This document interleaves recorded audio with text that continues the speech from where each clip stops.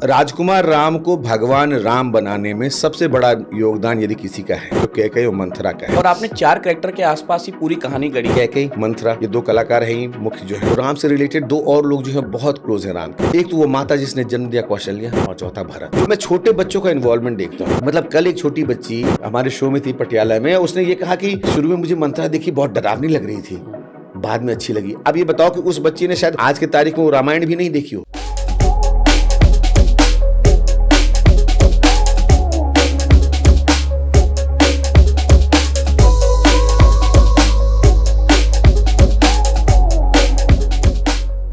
नमस्कार दोस्तों, आप देख रहे हैं मंथन चैनल। आज हम आपके लिए एक बहुत अलग तरह की पेशकश लेकर आए हैं। बहुत सारे आप ये कह सकते हैं कि आर्टिस्ट हमारे यहाँ पर आ चुके हैं, बहुत सारे एंटरप्रेन्योर्स आ चुके हैं। आज हम जिनको आपके लिए लेके आए हैं वो कहानीकार हैं, सूत्रधार हैं।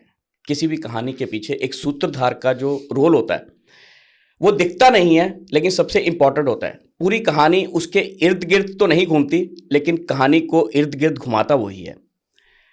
आपने अभी पिछले दिनों देखा होगा आर्ट ऑफ लिविंग की तरफ से श्री श्री रविशंकर जी के सानिध्य में चंडीगढ़ में एक प्ले हुआ रामलला की माता।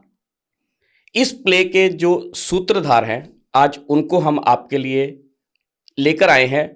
और ये कहानी क्यों रची गई, ये प्ले क्यों हो रहा है, इसके पीछे की क्या कहानी है।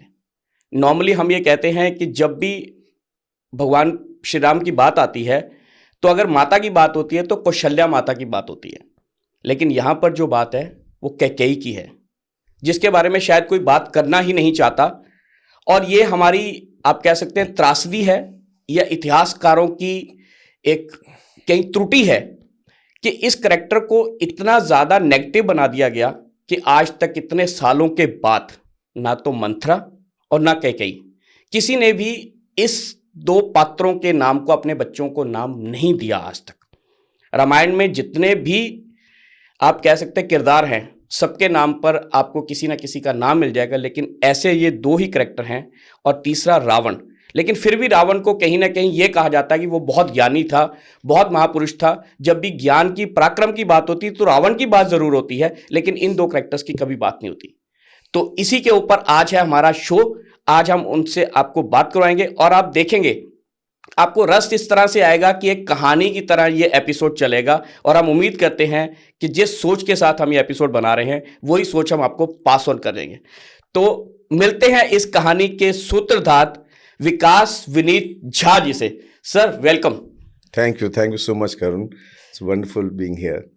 सर पहले तो ये बताइए, आपका नाम बड़ा इंटरेस्टिंग है, विकास विनीत झा। इसमें ऐसे लगता है जैसे 2 नाम है, जैसे नील नितिन मुकेश को कहा जाता है कि उसके नाम में 3 नाम है। तो सर पहले तो इसका थोड़ा सा व्याख्या देखिए, मैं एक ऐसे प्रांत को रिप्रेजेंट करता हूं जहां कम से कम 2 नामों का चलन है जी। और कुछ प्रसिद्ध नाम यदि मैं आपको बताऊं तो उदित नारायण, शेखर सुमन, और यदि आपने कहीं भी राजीव रंजन नाम सुनेंगे तो आप ये मान के चलें कि वो बिहार का ही होगा। तो उसी परंपरा के तहत पिताजी ने मेरा नाम विकास विनीत रखा और झा चूंकि मेरा सरनेम है तो साथ में नाम लगाया। और ये आप बिल्कुल सही कह रहे हो कि मेरे पास कई बार फोन आए हैं तो उसमें ये कहा गया विकास जी से बात हो सकती है या विनीत जी से बात हो सकती है, क्योंकि राम लक्ष्मण या संगीतकार जोड़ी है, उनमें 2 नाम होते हैं, तो हमेशा ये सोचा जाता है। कहानी के पीछे यही कहानी है, ये कहानी है। अच्छा सर, अब हम अपनी मेन कहानी के ऊपर आएंगे। पहले तो ये बताइए कि सर ये जो करैक्टर या जो कहानी रचने का, इसके पीछे सबसे पहले मार्गदर्शन किसका है, सोच किसकी है?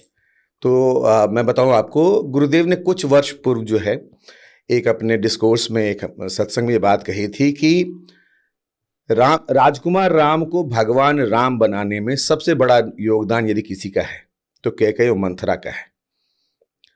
लेकिन इसका खामियाज क्या उनको भुगतना पड़ा कि वो सारा का सारा ब्लेम, दोष जो है उनके मत्थे मढ़ा गया। और इतना तक कि 7,500 साल बाद भी, जैसे आपने शुरुआत शो के शुरू में कहा था कि लोग जनरली अपने बच्चे का नाम कैकेयी या मंथरा नहीं रखेंगे। तो इस सोच के साथ हमारे मित्र पंकज मणि, जो इस नाटक के डायरेक्टर और लेखक हैं, उन्होंने इसको एक कहानी का रूप दिया।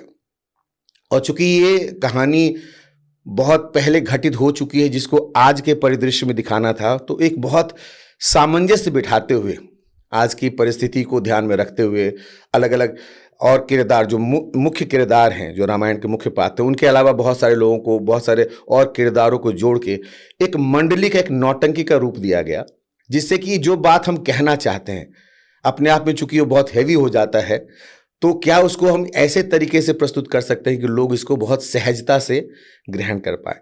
तो यही सोच थी, इसी सोच के साथ स्टार्ट हुआ। हमने 2018 में अपना पहला शो किया और 6 साल बाद 40 से ज़्यादा शो हम कर चुके हैं। सर, अभी आपने ना मंडली की बात करी। मंडली हम भी उस दौर में नहीं रहे हैं, लेकिन हमने ये सुना है कि पहले ज़माने में ये होता था कि एक थिएटर वैन चला करती थी, लोग जाकर नाटक किया करते थे, लोग उसको देखते थे। फिर धीरे धीरे ज़माना बदला, उसका जो रूप है वो सिनेमा ने ले लिया। सिनेमा में जाकर भी लोग 3-4 घंटे की पिक्चर देखने शुरू हो गए। अब आज की डेट में क्या है कि दौड़ भाग इतनी ज़्यादा हो गई है, मतलब 2 घंटे किसी को बोलना कि आप एक शो के लिए चलो, शायद एक म्यूजिक शो के लिए कोई चल जाएगा, लेकिन एक नाटक देखने के लिए, और उससे क्या हो रहा है कि कलाकार बहुत डिमोटिवेट होते हैं जी। लेकिन फिर भी आपने मंडली के रूप में इसको प्ले को बनाया और आप कह रहे हैं कि 2018 से आप 6 साल से इसको लेके चलें, तो सर कभी डीमोटिवेशन या कभी आपको ऐसा नहीं लगा कि यार शायद हमने एक माध्यम गलत चूज कर लिया? नहीं, मैं ऐसा कहूँगा आपको कि ऐसा कभी मौका नहीं है। इसकी वजह, खास वजह मुझे जो समझ में आती है, जो मीडियम कुछ भी आप इस्तेमाल कर सकते हैं, यदि आपका कंटेंट जो है वो कितना तगड़ा है, आपने सारे पहलुओं को ध्यान में रखते हुए किस तरह से आपने उसके लिए आपने रिहर्सल करे हैं, तो एक तो कंटेंट कितना स्ट्रांग है और कैसे आपने उसको तालमेल बिठा के आपने रिहर्सल इतने अच्छे तरीके से किया है कि वो ऑडियंस को उतने घंटे तक बांधे रखता है।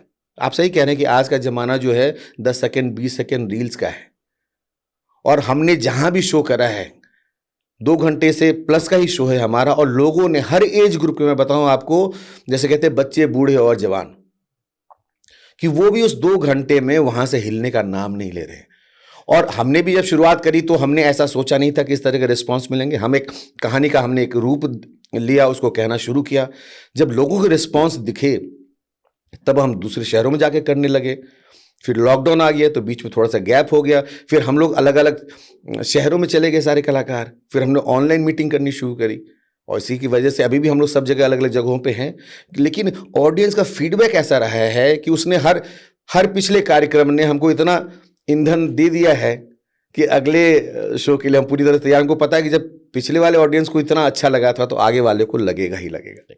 अच्छा सर, इसमें एक इंटरेस्टिंग बात और है आपके पूरे इस नाटक के अंदर, किसमें मुख्यतः 4 ही कैरेक्टर हैं जी, और आपने 4 कैरेक्टर के आसपास ही पूरी कहानी गढ़ी है और वो 2 घंटे चलती है। जबकि कई जगह पर ये लगता है कि इसमें फलां कैरेक्टर भी एंट्री ले सकता था, लेकिन आपने उसको एंट्री मतलब इस तरह से गढ़ा है कि दूसरे कैरेक्टर की एंट्री होती नहीं। सर, इसके पीछे क्या सोच रही है कि हमने 4 ही कैरेक्टर लेने? देखिए, जब बात हो रही थी रामलला की माता, जो कॉन्सेप्ट था, तो मैं पहले आपको थोड़ी सी कहानी के पीछे की कहानी बताता हूँ। ये कहानी क्या है। तो जो कैके के फादर थे, वो उनको संत राजा कहा जाता था। तो उनको ये पता था कि उस घर में जो है राम आने वाले हैं, और ये भी उनको पता था कि उनको जाना है, उनको काम करना है, लेकिन ऐसे तो जा नहीं पाएंगे नॉर्मल कोर्स में।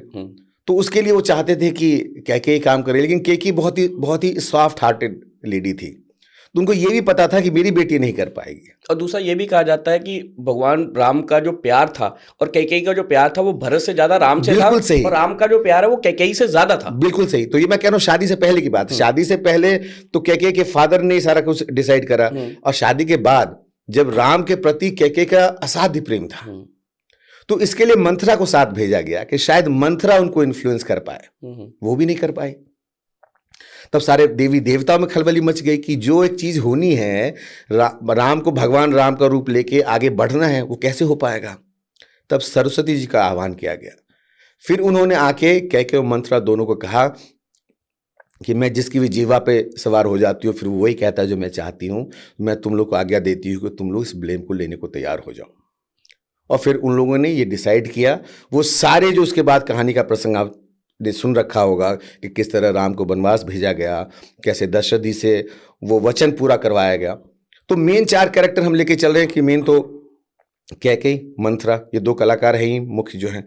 और राम से यदि रिलेटेड चीज़ हैं तो राम से रिलेटेड 2 और लोग जो हैं बहुत क्लोज हैं राम के। एक तो वो माता जिसने जन्म दिया कौशल्या, और चौथा भरत। तो हम उसको बहुत ही संक्षेप रूप में टू द पॉइंट उस कहानी पर ही रखना चाह रहे थे। ऑफकोर्स जब हमने इसको प्रेजेंट करने का तरीका अपनाया उसमें और बहुत सारे किरदार हैं। जैसे मैंने बताया आपको कि मंडली का रूप है, तो बहुत सारे मंडली कलाकार हैं, नाच है, गान है, म्यूजिक का एक ग्रुप है, 2 सूत्रधार है जिसमें एक मैं सूत्रधार हूँ, एक दूसरे सूत्रधार हैं।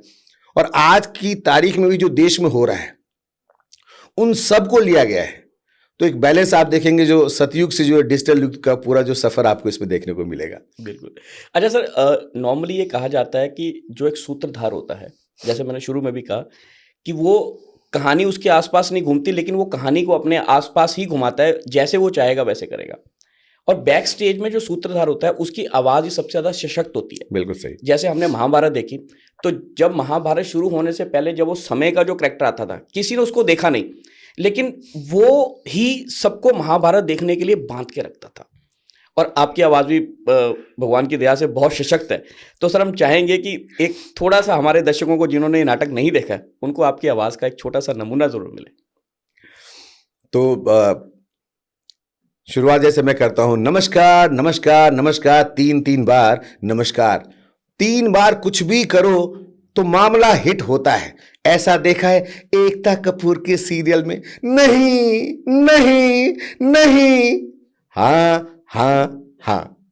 तो ये एक तरह के सूत्रधार जो है उनका ये रूप है। जो मैं हूं जो थोड़े फन लविंग हैं, और दूसरे सूत्रधार जो हैं संतोष भाई हमारे। हाँ, वो संतोष भाई हैं। वो बहुत ही, उनको कहा जाता है सौम्य, सुसंस्कृत, सुलझे हुए हैं। तो इसलिए पूरे शो में आप देखेंगे, आपने देखा ही होगा कि मेरी पूरी खिंचाई होती रहती है, क्योंकि मुझे वैसा माना जाता है। बस मुझे लगता है कि इस कहानी को एक्चुअली ये मैटर जो था ना, जो विषय जो था, ये इतना हेवी था और एक लाइन में तो उसको बताया नहीं जा सकता था। हम ये कह रहे हैं कि मंथरा या कैकेयी का एक निगेटिव एक इमेज सबके पास है, तो उसको क्या हम एक लाइन से उसको खत्म कर सकते हैं कि नहीं नहीं वो निगेटिव नहीं थे, पॉजिटिव थे। तो इसको यदि हम बनाएं, इसको हम बताना चाह रहे हैं, तो उसको कितनी इंटरेस्टिंग तरीके से बता सकते हैं। और ये सारा का सारा श्रेय मैं दूंगा आपको, हमारे राइटर डायरेक्टर पंकज मणि को। अब सर इसमें एक चीज़ और आती है कि हमारे समाज की आज की डेट में जो परिस्थिति है ना जी, वो ये बन चुकी है कि अगर आप किसी नेगेटिव कैरेक्टर को पॉजिटिव बनाने की कोशिश करो, या एक पॉजिटिव कैरेक्टर को जो दिमागों में पॉजिटिव चल रहा है उसके बारे में कुछ भी एक नेगेटिव बात छेड़ने की करो, तो हमारे समाज में ना हो हल्ला बहुत होता है। कलाकार के रूप में आपको तो तसल्ली मिलती है कि वो आपने करा है, लेकिन जो सामने देखने वाला है वो कहते हैं ना, आज की डेट में हम अगर कर कुछ नहीं सकते तो टांग तो खींच ही सकते हैं। बिल्कुल सर। तो कहीं पर आपको ऐसा कोई पब्लिक की तरफ से या कहीं से किसी बुद्धिजीवी की तरफ से आपको कोई ऐसा सुनने को या कोई ऐसा कॉम्प्लीमेंट या कमेंट मिला हो कि यार आप तो इतिहास बदलने की तरफ चल रहे हो, तो आप क्या कहते हैं? सर इसमें एक जो मैं चीज़ क्लैरिफाई कर दूं कि हम कहानी का एक दूसरा रूप बता रहे हैं। हम किसी को कोई निर्णय लेने के लिए बाध्य नहीं कर रहे। जैसे मैं यदि कोई कहानी को दूसरे तरीके से बता रहा हूं जिसमें कैकेयी या मंथरा का एक दूसरा रूप लोगों को देखने को मिल रहा है, तो मैं किसी से नहीं कर रहा हूं कि आप उसके बारे में धारणा बदले। कहानी का एक नज़रिया आपने पहले देखा है, कहानी का दूसरा नज़रिया हम दिखाते हैं। और मैं आपको बताऊं आश्चर्य की बात कि 40 शो के बाद भी, शायद जहां तक मेरे नॉलेज में है कि छत्तीसगढ़ में पूर्व कहानी मतलब नाटक के प्रदर्शन से पहले थोड़ी सी कहीं सुगबुगाहट हुई थी, कुछ लोग आए थे बात करने के लिए, उनको भी इनवाइट किया गया। आप आके देखिए कि आपको लगता है कि ऐसा कुछ हो रहा है। और आज तक मतलब जितनी भी ऑडियंस रही है, किसी ने ये नहीं कहा कि आपने गलत दिखाया, हम तो सिर्फ कहानी दिखा रहे हैं। हम कोई निर्णय लेने के लिए नहीं मजबूर कर रहे हैं। हम ये भी नहीं कह रहे कि पॉजिटिव निगेटिव है। एक जगह उसने किरदार जो उसका निगेटिव के रूप में अभी तक रहा, और हम सब ने कैसे उसको निगेटिव माना? क्या आपने कहीं ना कहीं कहानी देखी ना? बिल्कुल, जो हमें दिखाया गया हमने वो देखी। तो एक यूनिट के रूप में हम इस कहानी को एक दूसरे तरीके से आपको प्रस्तुत कर रहे हैं। आप कहानी देखिए, आपको अच्छा लग, हम फीडबैक के लिए स्वतंत्र हैं लेने के लिए। आप फीडबैक देखिए, मुझे समझ में आएगा। लेकिन अभी तक जो इसका सक्सेस रहा है, जो लोगों को पसंद आया है इस कहानी को देखने के बाद, तो वो कहीं भी निगेटिव ऐसा नहीं रहा है।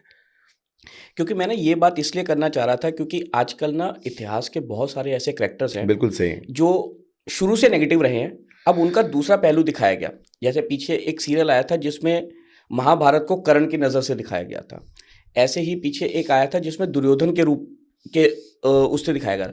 एक अभी पीछे सीरियल आया था जिसने ये बताया था कि रावण को हम सिर्फ ये मानते हैं कि उसने सीता जी का हरण किया और भगवान राम के हाथों मारा गया, लेकिन रावण अपने आप में कितना बड़ा विद्वान था, जी कितना बड़ा ज्ञाता था, उसने कितनी तपस्या कर रखी थी, तो वो पहलू भी है। तो आप ये मानते हैं कि आज हमारे समाज में अगर नेगेटिविटी है तो कहीं ना कहीं लोग उस करेक्टर में अच्छाई भी ढूंढने की कोशिश करते हैं? बिल्कुल। और देखिए, ये तो बिल्कुल मेरा दृष्टिकोण होगा एज एन इंडिविजुअल, जो मैं ऑडियंस में हूँ, कि मैं दोनों चीज़ देख रहा हूँ। मुझे आपके फॉर एग्जांपल आपके बारे में कुछ गलत चीज़ भी पता है जो आपको नेगेटिव इमेज आपको क्रिएट करता है। आज मैंने आपके इमेज के बारे में कोई पॉजिटिव चीज़ मुझे पता चली, फिर ये मेरे विवेक पर निर्भर करता है कि मैं किस चीज़ को फॉलो करना चाहता हूँ, किस चीज़ को मानना चाहता हूँ।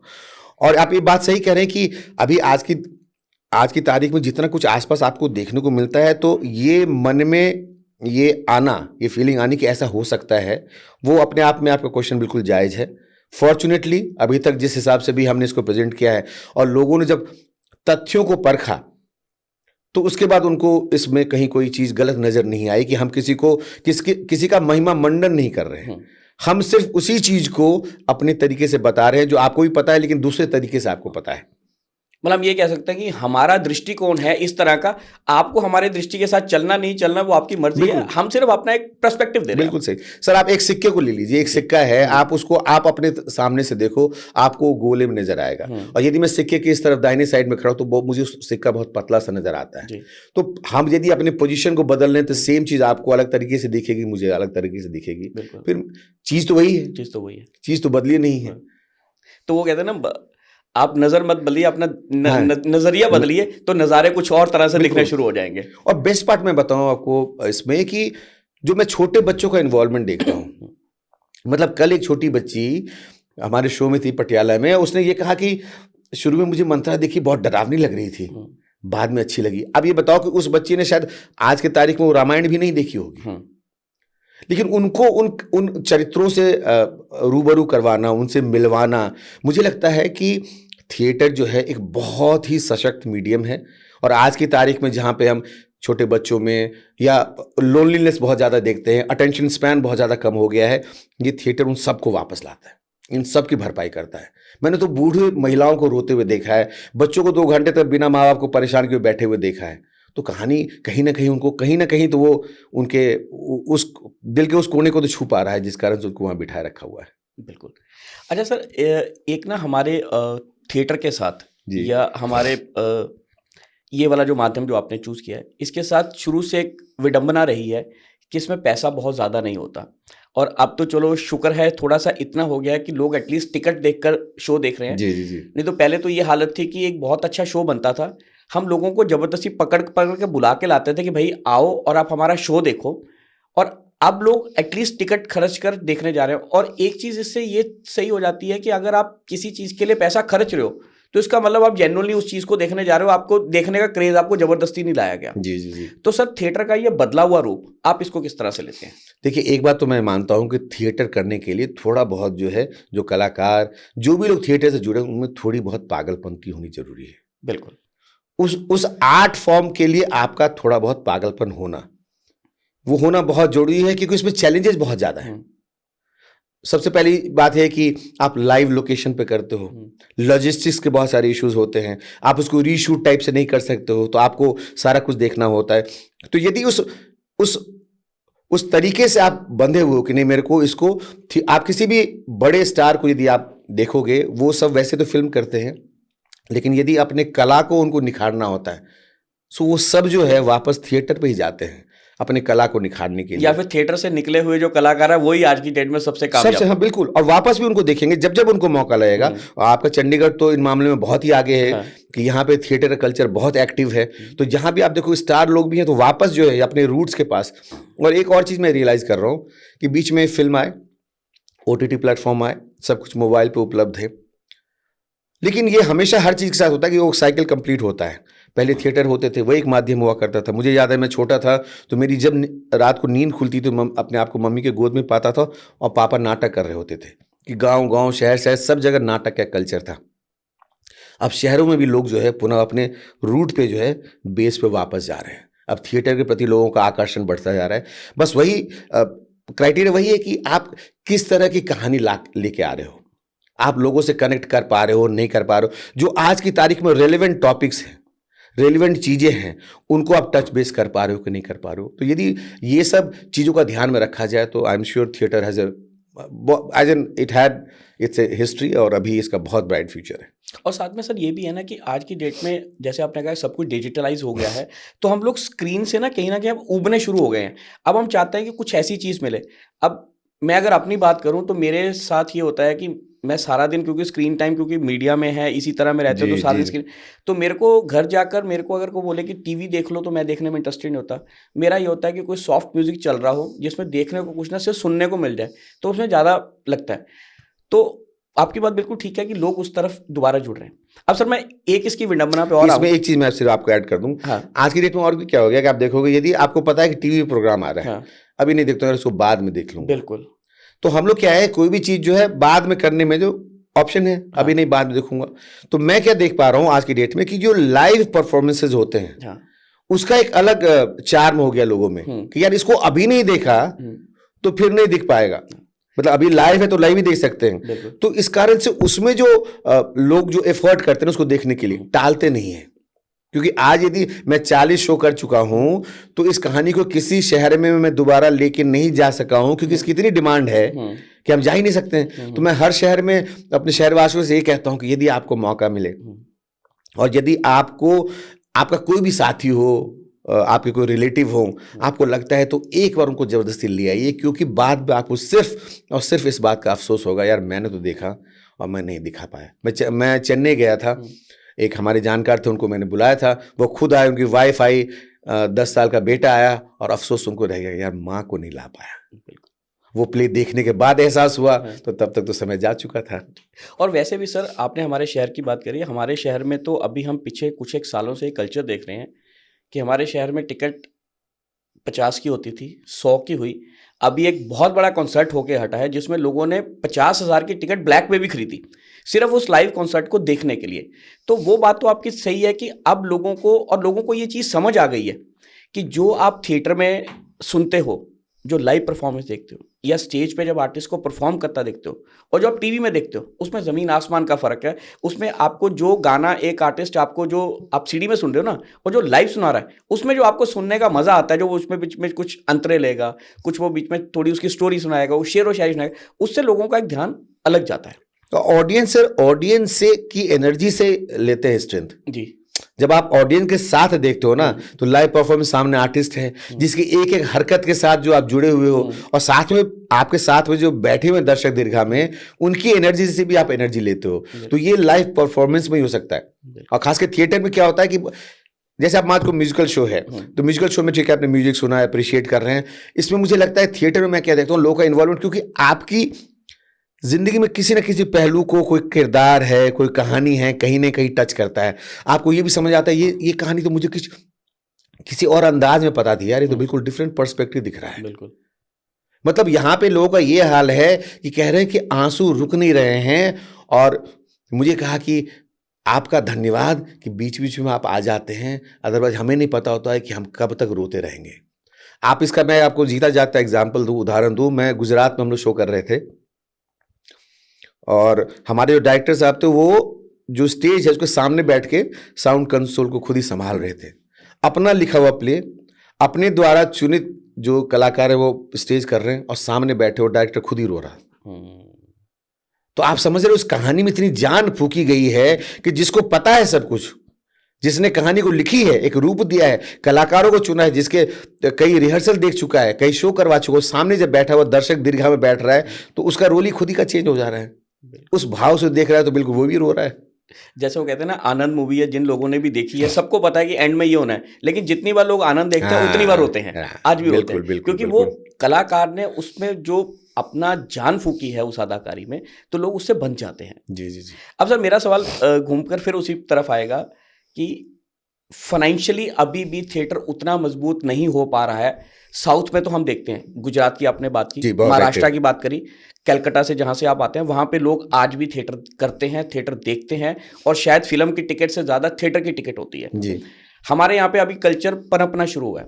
तो सर आप जिन जिन शहरों में जा रहे हैं, तो सर इस जो आपने टिकट्स भी आपकी बड़ी नॉमिनल रही हैं, हमने जो बिल्कुल देखी हैं, जी। तो सर इससे खर्चा निकल रहा है? देखिए, सबसे पहली बात हमारे लिए प्लस जो हो जाता है कि जितने भी इसमें कलाकार हैं, करीब हम लोग 20 लोग हैं जो इस आश्रम मंडली के से जुड़े हुए हैं। ये सब जो है आर्ट ऑफ लिविंग के वॉलंटियर्स कहीं ना कहीं किसी न किसी प्रोजेक्ट में इंगेज हैं, कहीं ना कोई काम कर रहे हैं। तो हम इस प्ले के लिए जब हम कहीं जाते हैं तो हम में से कोई भी कलाकार एक पैसा चार्ज नहीं करता है। तो एक बहुत बड़ी कॉस्ट जो है आपकी वहीं पे मैनेज हो जाती है, बिल्कुल। एक्सपेंस जो है। बाकी बचा आपका लॉजिस्टिक्स, क्योंकि जहाँ पे भी कलाकार जाएगा तो उसको आने जाने का, रहने का, खाने पीने का वो एक कॉस्ट होता है। और चूंकि आपको जैसे पता होगा कि आर्ट ऑफ लिविंग के अंदर बहुत सारे सोशल प्रोजेक्ट्स होते हैं, तो बेसिकली ये हमारा इनिशिएटिव जो है एक फंड रेजिंग एक्टिविटी होती है, जिसके तहत हम कुछ फंड जनरेट करते हैं जो हमारे लॉजिस्टिक्स के कॉस्ट को बियर कर ले, साथ में कुछ फंड जो है हम सोशल प्रोजेक्ट्स में कंट्रीब्यूट कर पाए। तो अभी तक चूंकि एक बहुत बड़ा मेजर पार्ट जो है कलाकारों का जो वो कॉस्ट है, फीस है, वो चूंकि इसमें इन्वॉल्व नहीं है, तो it is going great gun, so इसीलिए हम कर पा रहे हैं। जी जी। तो सर आपने हिंदुस्तान के साथ साथ इस शो को नेपाल में भी प्रेजेंट किया। जी बिल्कुल सर, वहाँ का क्या आपको रिएक्शन रहा है? बहुत ज़बरदस्त। मतलब नेपाल तो समझिए, अब नेपाल की सारी खास बात ये भी मैं बताऊं, हमने शो पहले अयोध्या में किया हुआ है। जे हमने 2022 में अयोध्या में किया था, जब हम यूपी के टूर पे गए थे। उसके बाद नेपाल की बात हुई, और जब राम की बात होती है तो सीता की भी बात होती है, और जब राम और सीता की बात होती है तो आप सबको पता होगा कि सीता की जन्मस्थली जो है वो कहते हैं मिथिला में उनका जन्म हुआ था, जिसका कुछ पोर्शन तो इंडिया में है, बिहार में है, और कुछ पोर्शन जो जनकपुर जो है वो एक्चुअली वहाँ पे है, नेपाल में है। तो वो कनेक्ट वहाँ के लोगों का भी जो है एक कनेक्ट राम नाम से, राम के नाम से बहुत ज़्यादा है। इस मिथिला में आज की तारीख में भी, चूंकि मैं मिथिला से आता हूँ, मैं आपको बता सकता हूँ, वहाँ पे आज की तारीख में भी हर दामाद जो है वहाँ उसकी जो स्वागत आवभगत होती है बिल्कुल राम के जैसे। हर दामाद राम माना जाता है और हर बेटी सीता मानी जाती है। तो नेपाल वालों का भी कनेक्ट इस कॉन्सेप्ट के साथ बहुत रहा। तो उन्होंने हमें 2023 में इन्वाइट किया। हम सबके लिए बहुत पहला ही अनुभव था, वहाँ गए, लेकिन हिंदी भाषी हैं, बहुत गर्मजोशी के साथ स्वागत रहा, पार्टिसिपेशन रहा। और सबसे जो कहते हैं ना आइसिंग ऑन द केक हमारे लिए रहा कि सबसे अंतिम शो जो है हमने जनकपुर में फिनिश किया, नेपाल में। और उसके बाद हमारी कोशिश थी कि जब हम इंडिया में एंटर करेंगे तो हम फिर मिथिला नगरी को टच कर रहे हैं। तो फिर हमने इनिशिएटिव लिया कि हम इसको सीता की नगरी मिथिला में, हम दरभंगा में फिर हमने एक शो करा। और वहीं पर जैसे मैंने आपको बताया कि हमारे कुछ मित्र थे वहाँ पर जिनसे मैंने बात करी, वो बहुत असमंजस में थे, करे नहीं करे, कौन आएगा नहीं आएगा। तो मैंने पर्सनल चैलेंज लिया। मैंने कहा आप टिकट निर्धारित कर लो, आप जिसको भी आप अपना समझते हो उसको टिकट पकड़ा दो, 2 घंटे तक उसको मैं थिएटर से मूव नहीं होने दूंगा, ये मेरी गारंटी है। अच्छा सर, आपने मिथिला की बात करी। आपके मिथिला से एक बहुत बड़ी सिंगर आती हैं, नाम मैं इसलिए नहीं लेना चाहूँगा, कई बार कंट्रोवर्सीज हो जाती हैं। अभी उनका ना पिछले साल चंडीगढ़ में शो था। तो जो आपने बात करी कि मिथिला में आज भी हर जो दामाद है उसको राम और लड़की को, तो उन्होंने ना एक प्रसंग सुनाया था। तो उसमें उन्होंने कहा था कि हमारे यहाँ पे जब बारात आती है तो उसको प्यार में पंजाब में सिठनिया कहा जाता है, हिंदी भाषा में उसको गाली कहा जाता है। जी बिल्कुल बिल्कुल। और आपके मिथिला में उसको गारी कहा जाता है, गाली नहीं कहते। जी जी। तो सर ये जो एक अपना भाषा का जो टच है, जो भाषा का जो स्वाद है, उसका एक अलग होता है। तो हम ये चाहेंगे कि आप क्योंकि उसी नगरी से आते हैं, तो इस कोई एक संवाद आप अपने मिथिला में हमें सुनाएं ताकि हमारे दर्शकों के लिए एक अलग फ्लेवर हो जाए। बिल्कुल बिल्कुल बताऊंगा। और मैं बताऊं, मैं बहुत ही पर्सनल एक आपके साथ साझा करना चाहता हूँ। पर्सनल जो चीज़ हुई थी, मैं बहुत छोटा था, मुझे याद है कि मेरी कज़न सिस्टर की शादी थी। तो पहली बार मैंने ये, और मैं छोटा था, इतना तो समझता था कि गाना वाना समझ सकता था। तो वहाँ पे मैंने देखा जब वो दुल्हन को देखने के लिए नेक्स्ट डे ससुर जी आते हैं, तो वहाँ पे बाकी औरतें जो हैं वो ससुर को गाली सुनाती गाने में। तो गाने के लाइन ऐसे, मैं उसका मीनिंग आपको बता दूंगा। सौमद एला बनी ठन के, धोती कुर्ता पहन के, सौमद मारल जेता बेटा के बियाह में, हम सब करे छी पूछायर, आहा गीत सुनब की गायर, आकी उल्हन सुनब बेटा के बियाह में। इसका मतलब कुछ ऐसा है कि समधी जो आ रहे हैं, तो सब औरतें कह रहे हैं कि समधी जो है अपने बेटे के ब्याह की शादी में आए हैं। सौमद एला बनी ठन के, धोती कुर्ता पहन के, बंठन क्या है, धोती कुर्ता पहन के आए, सौमद मारल जेता बेटा के बियाह में। समधी जो है अपने बेटे के ब्याह में मारे जाएंगे। हम लोग पूछ रहे हैं हम सब करे छी पूछायर आहा गीत सुनब की गैर। हम लोग पूछ रहे हैं आप क्या सुनना पसंद करेंगे, गाना या गाली या कोई अवहेलना, कोई उपासना सुनना चाहेंगे। तो ये एक सैंपल है उस तरह के गाने का। बिल्कुल सही। अच्छा सर, चलते चलते अब क्योंकि आप हमारे शहर में आए हैं तो इसके लिए पहले तो आपका धन्यवाद कि आप ये हमारे शहर में नाटक लेकर आए। आगे सर जब इसको, क्योंकि कहा जाता है कि हर चीज को ना एक डिजिटल करने का भी दौर है, जी, तो जी, आप जी। सोच रहे हैं कि देखो शो करना एक अपना है। वैसे तो कुछ ऐसे एपिसोड्स हैं जैसे अदरक के पंजे एक नाटक है जिसके शायद 4000 से ऊपर शो हो चुके जी, हैं, जी, जी। ठीक है ना। लेकिन एक उम्र के साथ, एक टाइम के साथ कई चीजें डिटोरिएट होनी शुरू हो जाती हैं, या तो नए कलाकार उसमें जुड़ जाएं, जी, जी। या फिर कई बार ये लगता है कि यार वो जो था वो बहुत अच्छा था, नया। तो आप सोच रहे हैं कि सर इसको कहीं ना कहीं डिजिटल भी एक एपिसोड कर दिया जाए। कल को इसको अगर कहीं पे देखा जाए कि किस तरह से ये नाटक हुआ था, या आगे वाले इंटरेस्ट लेंगे नहीं लेंगे, वक्त का किसी को नहीं पता, जी, जी। तो कभी आपने सोचा कि सर इसको डिजिटलाइज भी किया जाए? देखिए, इसमें मैं आपको ये बताऊं कि जब ये नाटक भी जो सोचा गया, इसके लिए कोई प्लानिंग नहीं थी। जब इसको होना था, इट हैपेंड। मतलब कहीं से एक इनपुट मिला गुरुदेव के वक्तव्य से, उसका कहानी लिखी गई, इसको नाटक के रूप दिया गया। तो मुझे नहीं पता कि आज की तारीख में क्या स्थिति है, बस कल को ऐसी परिस्थितियां बनती हैं जहाँ, क्योंकि उसमें आपको कंटेंट फिर उस हिसाब से चेंज भी करने होंगे। बिल्कुल। मीडियम चेंज होगा तो आपको कंटेंट भी चेंज करने होंगे। और ये तो होना ही है कि कोई भी शो, यदि सर 200-400 शो हुए हैं तो समय के साथ उसमें कलाकार बदलते रहेंगे। मतलब जो पात्र वही हैं, करने वाले चेंज होते रहेंगे। ये जो भी फेमस नाटक रहे उन सबके साथ हुआ है, इसके साथ भी होगा। जो नाटक का माध्यम कैरेक्टर भी चेंज होंगे, आर्टिस्ट चेंज होंगे। आर्टिस्ट चेंज होंगे। और अभी तक ये रहा कि चूंकि हमारा दौर कम रहा है, 7-8 साल हमने किया है, तो मुख्य कलाकार हमारे जो रहे वो कन्फाइंड रहे, वो चेंज हुए। मंडली के सदस्य बदलते रहे, क्योंकि सब लोग कहीं ना कहीं काम करते हैं, किसी न किसी प्रोजेक्ट में हैं। तो कई बार क्या होता है, छुट्टियां नहीं मिल पाती हैं, लेकिन सबको लगता है कि जो, देखिए गुरुदेव का जो इतना बड़ा काम है ना, वो आप समझिए कि इतना बड़ा, मान लीजिए एक मंदिर का निर्माण हो रहा है, तो हर व्यक्ति चाह रहा है कि उसमें एक ईंट जो है मैं अपनी तरफ से लगाऊं। तो यहाँ जितने कलाकार हमारे साथ जुड़े हुए हैं, उनका वही कॉन्ट्रीब्यूशन है कि इस बड़े आह्वान में जो है मैं अपनी भागीदारी जो है सुनिश्चित करूं। लेकिन समय के साथ, मीडियम बदलने के साथ, कंटेंट यदि हो सकता है डायरेक्टर साहब के मन में हो। अच्छा, ये बात भी मैं क्लैरिफाई कर दूं कि डायरेक्टर के मन में क्या चल रहा होता है ये किसी को नहीं पता होता है। 7-8 साल पहले जब डायरेक्टर ने हमें बुलाया था, मेरा मित्र है, साथ हम रूम पार्टनर रह चुके हैं, तो हमें भी जब बुलाया और रामायण के थोड़ा सा कुछ पता चला, तो हम सब ने क्या सोचा, रामायण होगा या रामलीला होगी। हमें किसी ने नहीं सोचा था कि ये दूसरा रूप होगा। और मैं एक जीवंत उदाहरण दूं, वहाँ पे एक बंदा आया था जो हम मिलने के लिए पहली बार आए, जब डायरेक्टर ने बुलाया तो बहुत लंबा तगड़ा। तो मैंने मन में सोच लिया कि इतना लंबा तगड़ा है तो रामायण में तो रावण ही बन सकता है, और तो दूसरा कोई कैरेक्टर बनेगा नहीं। पूरी नाटक में रावण कहीं नहीं है, लेकिन उस बंदे का नंबर आज भी मेरे मोबाइल में रावण के नाम से ही सेव किया हुआ। सही बात है, सही बात। अच्छा सर, बातें बहुत हैं, जितनी मर्जी लंबी खींची जा सकती हैं, लेकिन फिर भी चलते चलते जो बडिंग आर्टिस्ट हैं, जो थिएटर में जाना चाहते हैं, या कुछ बच्चे जो आर्ट ऑफ लिविंग के साथ जुड़ना चाहते हैं, आपने एक नया रास्ता खोल दिया कि ये भी एक माध्यम है अगर आर्ट ऑफ लिविंग के साथ, क्योंकि आर्ट ऑफ लिविंग बहुत तरह के प्रोजेक्ट करता है। जी जी जी। मैं खुद शायद पिछले 10 साल से जुड़ा हुआ हूँ। मैं कई बार कुछ चीज़ों में एक्टिव पार्टिसिपेट नहीं कर पाता हूँ, लेकिन बैक एंड में कुछ पार्टिसिपेशन हो जाता है। जैसे आप लोगों से अगर मेरी मुलाकात हो रही है तो कहीं ना कहीं वो पालोमी दीदी के साथ एक कनेक्ट बना हुआ है। मैंने उनको रिक्वेस्ट की, संतोष भाई के साथ कनेक्ट है, तो हमें ये मौका मिला, हम ये बातचीत कर पा रहे हैं। इस चीज़ के बारे में आप थोड़ा सा दर्शकों को ये भी क्लैरिफाई कीजिए कि आर्ट ऑफ लिविंग सिर्फ धर्म की बात नहीं करता, वो कर्म की बात ज्यादा करता है। क्योंकि मेरा ये मानना, आर्ट ऑफ लिविंग धर्म से ज्यादा कर्म की बात करता है।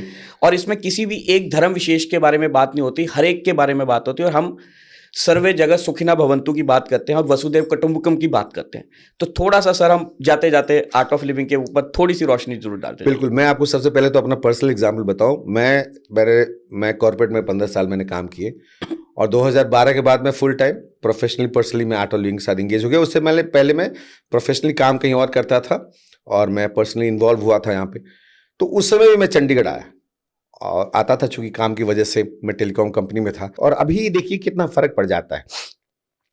तो उस समय जब जिस मनोदशा से मैं शहर को देखता था, इस शहर में आता था, और जब मैं इस मनोदशा से अब जिस काम में जुड़ा हुआ हूं और जिस मनोदशा से यहाँ मैं आ रहा हूं, तो ये एक फीलिंग ही चेंज हो जाती है। उस समय मैं नौकरी करता था, और इसमें फीलिंग क्या है, मैं एक सेवा कर रहा हूं। मैं कहानी के माध्यम से लोगों को जोड़ रहा हूं, कहानी के माध्यम से लोगों को हंसा रहा हूं, रुला भी रहा हूं, तो कहानी के माध्यम से दृष्टिकोण ही चेंज हो जाता है। और जैसा कि नाम है आर्ट ऑफ लिविंग, जीवन जीने की कला, कोई भी ऐसी चीज जो आप एक्सटर्नली अलग से करने की कोशिश करोगे, आप हो सकता है उसको जीवन में इनकॉर्पोरेट करने में चैलेंज हो। सिंपल से एग्जांपल कि आपको जिम जाना है, तो यदि आपके डेली रूटीन में नहीं आ पा रहा है, तो जिम हर आदमी नहीं जा सकता है। लेकिन यदि आपने वॉकिंग को अपने जीवन का हिस्सा बना लिया, तो आप ये करोगे कि जहां भी गाड़ी को अवॉइड कर सकते हो तो मैं वहां वॉक करूंगा, वहां वॉक, तो वो क्या है, आपके जीवन में आ गया। तो जीवन जीने की कला जो है, यदि आपने उस कला को अपने जीवन में ढाल लिया, तो आपको अलग से कुछ करने की जरूरत नहीं है। जितना टाइम आप, पहली चीज के 3 पार्ट है जो आर्ट ऑफ लिविंग के साथ होता है, सेवा, साधना, सत्संग। तो सबसे पहले ऊपर रखा गया सेवा, क्यों? अपने लिए तो सब जीते हैं, अपने लिए तो सब करते हैं, लेकिन दूसरे के लिए क्या कर पा रहे हो? किसी एक के लाइफ में कोई बदलाव ला पा रहे हो? तो सेवा, आप बहुत सारे सेवा प्रोजेक्ट्स हैं, गरीब बच्चों को पढ़ाने की बात है, जेल कोर्स में रिफॉर्म के काम होते हैं, खेतीबाड़ी से रिलेटेड चीज़ें होती हैं, तो हर आदमी कहीं ना कहीं सेवा कर सकता है। साधना, स्वास्थ्य बहुत इंपॉर्टेंट है। आपको पता ही होगा 21 दिसंबर को जो है वर्ल्ड मेडिटेशन डे, गुरुदेव के सानिध्य में इस चीज़ को डिक्लेयर किया गया है, और पूरे वर्ल्ड में जो है एक साथ करोड़ों की संख्या में लोग जो है जुड़ के मेडिटेशन करेंगे। तो साधना वही है जिसके तहत आप अपने स्वास्थ्य का ध्यान रखते हो। और सत्संग, जैसे अभी हम क्या कर रहे हैं, हम आप एक ऐसे लाइक माइंडेड लोग यहां बैठे हुए बातचीत कर रहे हैं, यही सत्संग है, सच का साथ। तो आप यदि 2-4 भजन गाते हो, आप किसी सेवा प्रोजेक्ट के बारे में बात करते हो, लाइक माइंडेड लोगों से मिलते हो, मैं बताऊं मेरे पास ऐसे कई, मैं चूंकि कॉर्पोरेट में रहा हूं, तो आज की तारीख में भी जहां मैं शो करता हूं, प्ले करता हूं, तो मैं अपने कॉर्पोरेट के लोगों को जरूर बुलाता हूं, और उनको ये लगता है यार नौकरी तो हम भी कर रहे हैं, लेकिन तुम जो कुछ कर रहे हो ना वो बिल्कुल अलग है। मैंने गाजियाबाद में शो करा, तो मेरे पुराने बॉस जिनको मैं मेंटर मानता था उनको लेके आया, और मैंने कहा सर इस टैलेंट को कभी आपने पहचाना? उस समय तो आप कहते थे काम नहीं करते, तू नाटक करता रहता है, आज पैसा खर्च करके मेरा नाटक देखने आए हो आप। सही बात है। और सर इसमें मैं एक चीज़ और भी मानूंगा, कहीं ना कहीं मैंने अपने जीवन में भी किया है, कि गुरुदेव के साथ आप डायरेक्टली चाहे नहीं जुड़े हुए हों, आप इनडायरेक्टली अगर कहीं ना कहीं उनको स्मरण कर रहे हो ना, तो उनकी कृपा और उनकी कृपा दृष्टि आप पे कहीं ना कहीं बनी रहती है, और जिस तरफ आप मुड़ना चाहते हो आप मुड़ जाते हो। मैंने कभी नहीं सोचा था, मतलब बैक ऑफ द, कभी स्कूल कॉलेज में करते थे, कुछ एक मीडियम बना, कभी ये नहीं सोचा था ये पैशन से शुरू हो जाएगा, और आज धीरे धीरे ये मेरा प्रोफेशन बनता जा रहा है। और कई जगह मेरे को खुद को असमंजस होता है, मैं जब लाता हूँ तो लोग मेरे को शायद मेरे नाम से कम और मेरे चैनल के या एपिसोड्स के कारण कोई बोलता है यार मैंने ना आपका वो फला फला एपिसोड देखा था, मेरे को बड़ा अच्छा लगा। तो आपको बहुत अच्छा लगता है कि आप कर रहे हैं, तो गुरुदेव की कृपा तो हम सबके ऊपर बनी हुई है। और हम चाहेंगे सर ये शो, जैसे आप कह रहे हैं कि आपने अभी तक इतने शोज कर लिए हैं और ये सैकड़ों में जाए, और हमारी तरफ से हम आपको एक शुभकामनाएं दे सकते हैं इस शो के लिए। और बार बार शहर में आइएगा, आपका स्वागत है सर, और जब भी आइएगा मिलकर जरूर जाइएगा। बहुत बहुत धन्यवाद आपका, बहुत बहुत thank you. Thank you so very much.